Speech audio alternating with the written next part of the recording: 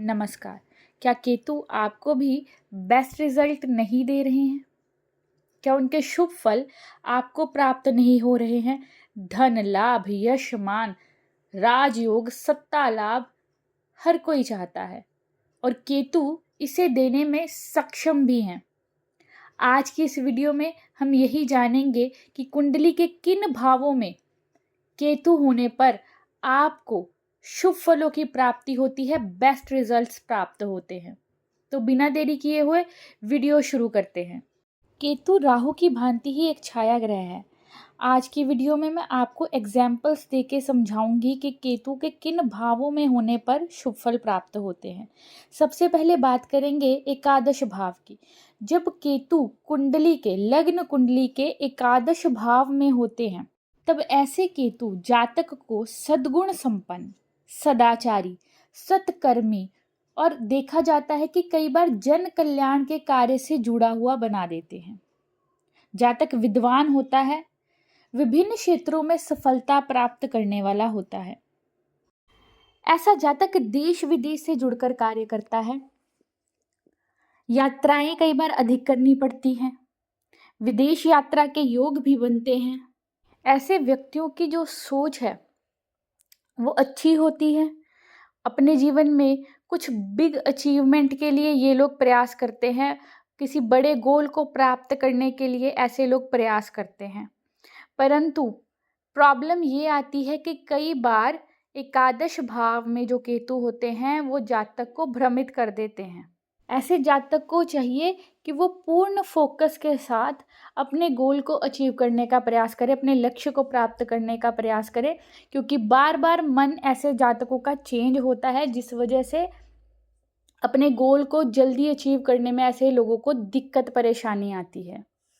एकादश भाव का केतु कई बार बड़ी मात्रा में अचानक धन प्रदान करता है और लग्जरीज लाइफ में प्रदान करता है।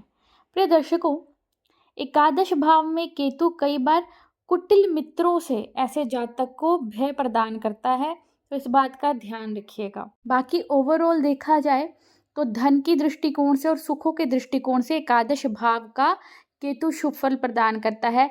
ध्यान आपने ये रखना है कि कुंडली में एकादश भाव में बैठे हुए केतु जिस राशि में बैठे हैं उस राशिपति की जो स्थिति है वो मजबूत हो कुंडली में, या फिर केतु पर किसी शुभ ग्रह की दृष्टि हो।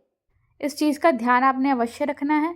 अन्यथा जो शुभ फल मैंने आपको एकादश भाव के केतु के बताए हैं उनमें किसी न किसी प्रकार की कमी आपको देखने को मिलेगी। जन्म कुंडली के नवम भाव में भी केतु जब विराजमान होते हैं तो जातक को शुभ फल प्रदान करते हैं। ऐसे जातक को संत हृदय भी माना जाता है। ऐसे जातकों का हृदय संत के हृदय के समान होता है। उदार ऐसे जातक होते हैं, परोपकारी होते हैं। कभी कभी देखा जाता है कि नवम भाव के केतु जातक को राजनैतिक कार्यकर्ता भी बना देते हैं।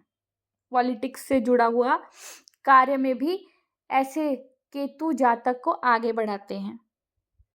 नवम भाव में केतु जातक को उसके जीवन काल में सुख, सुविधा, सफलता प्रदान करते हैं। कई बार देखा जाता है कि जिन लोगों के नवम भाव में केतु होते हैं उन्हें जल्दी सफलता प्राप्त नहीं हो पाती है, काफ़ी एफर्ट करना पड़ता है, परंतु अंत तो गत्वा ऐसे जातकों को अपने जीवन काल में सफलता अवश्य प्राप्त होती है। कई बार देखा गया है कि ऐसे जातक दान और परोपकार को अपने जीवन में अधिक इम्पोर्टेंस देते हैं। ऐसे जातकों के द्वारा लिए गए जो डिसीज़न होते हैं लाइफ में, ऐसे जातक जो डिसीज़न लेते हैं, स्टार्टिंग में देखा जाता है कि उन्हें शायद लोग सपोर्ट ना करें, उनके डिसीज़न को लोग सपोर्ट ना करें, परंतु भविष्य में जाके उनके द्वारा लिए हुए ये डिसीज़न सही साबित होते हैं। फेवरेबल आउटकम अपने डिसीज़न का उनको भविष्य में प्राप्त होता है। ओवरऑल अगर देखा जाए तो धन की स्थिति के अनुसार और भाग्य की स्थिति के अनुसार केतु नवम भाव के शुभ फल प्रदान करते हैं। ध्यान इस बात का रखिएगा कि केतु जिस राशि में बैठे हैं उस राशिपति की जो पोजीशन है वो कुंडली में मजबूत हो, या फिर केतु पर किसी शुभ ग्रह की दृष्टि हो या केतु किसी शुभ ग्रह के साथ युति कर रहे हों, तो इस बात को अवश्य चेक कर लीजिएगा। अगर ऐसा नहीं हो रहा है, आपकी कुंडली में ये चीज़ अप्लाई नहीं हो रही है, तो जो शुभ फल मैंने आपको नवम भाव के केतु के बताए हैं उनमें कमी आपको देखने को मिलेगी। बात करेंगे तृतीय भाव में केतु की। कुंडली के जब तृतीय भाव में केतु विराजमान होते हैं तो ऐसे केतु जातक को साहसी बनाते हैं, पराक्रमी बनाते हैं। जातक बुद्धिमान होता है, इंटेलिजेंट होता है, अपने कार्य को करने में वो कुशल होता है, कार्य कुशल ऐसा जातक माना जाता है। तृतीय भाव में केतु जातक को धन, यश और सुख भी प्रदान करते हैं और जातक काफी परिश्रमी होता है। तृतीय भाव में जब भी केतु होते हैं तो जातक को अपने गोल को पाने के लिए, अपने लक्ष्य को पाने के लिए मेहनत अधिक करनी पड़ती है। यदि ऐसा जातक पूर्ण फोकस के साथ, अपनी पूरी निष्ठा के साथ अपने पराक्रम को सही दिशा में लगाए, अपने गोल को अचीव करने के लिए पूरी मेहनत करे, तो केतु उस जातक को उसके जीवन काल में अपार सफलता प्रदान करते हैं। तृतीय भाव में केतु जब होते हैं तो ऐसे जातकों को कई बार देखा जाता है कि पूर्वाभास होने लग जाता है। भविष्य में होने वाली घटनाओं का, चाहे वो अच्छी हो या बुरी हो, उनका आभास, उनकी इंट्यूशन उनको पहले ही होनी शुरू हो जाती है। तो ओवरऑल अगर देखें तो तृतीय भाव में केतु जातक को शुभ फल प्रदान करते हैं। ऐसा जातक अपनी बुद्धि का इस्तेमाल करके अपने लिए, अपने जीवन काल में सही निर्णय ले सकता है। यदि आपकी कुंडली में केतु शुभ ग्रह से दृष्ट नहीं है या फिर केतु जिस राशि में बैठे हुए हैं उस राशिपति की कंडीशन आपकी कुंडली में अच्छी नहीं है, मजबूत नहीं है, तो जो फल मैंने आपको बताए हैं उन फलों में किसी न किसी प्रकार की कमी आपको देखने को मिल सकती है। तो ये चीज़ भी आपने ज़रूर नोटिस करनी है।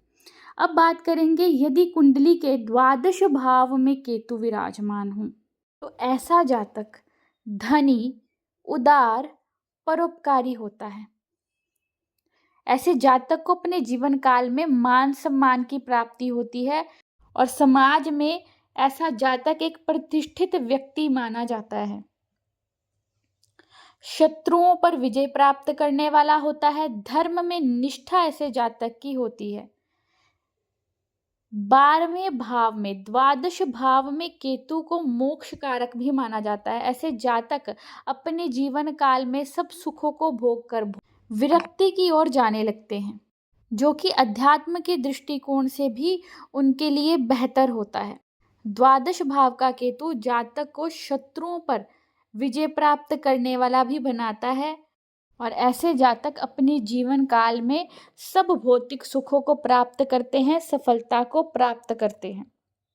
प्रिय दर्शकों, ध्यान बस इस बात का आपने देना है कि द्वादश भाव में जब ये केतु आपके विराजमान है तो उन पर किसी शुभ ग्रह की दृष्टि या तो पड़ रही हो या फिर ये जिस राशि में बैठे हुए हैं, केतु जिस राशि में बैठे हुए हैं उस राशिपति की जो कंडीशन है, जो स्थिति है, वो आपकी कुंडली में मजबूत हो या फिर किसी शुभ ग्रह के साथ केतु की युति बन रही हो। तो इन बातों को आपने अवश्य अपनी कुंडली में देखना है। अन्यथा जो मैंने द्वादश भाव के केतु के शुभ फल आपको बताए हैं उनमें किसी न किसी प्रकार की कमी आपको अवश्य देखने को मिल सकती है। धन्यवाद। हरि ओम।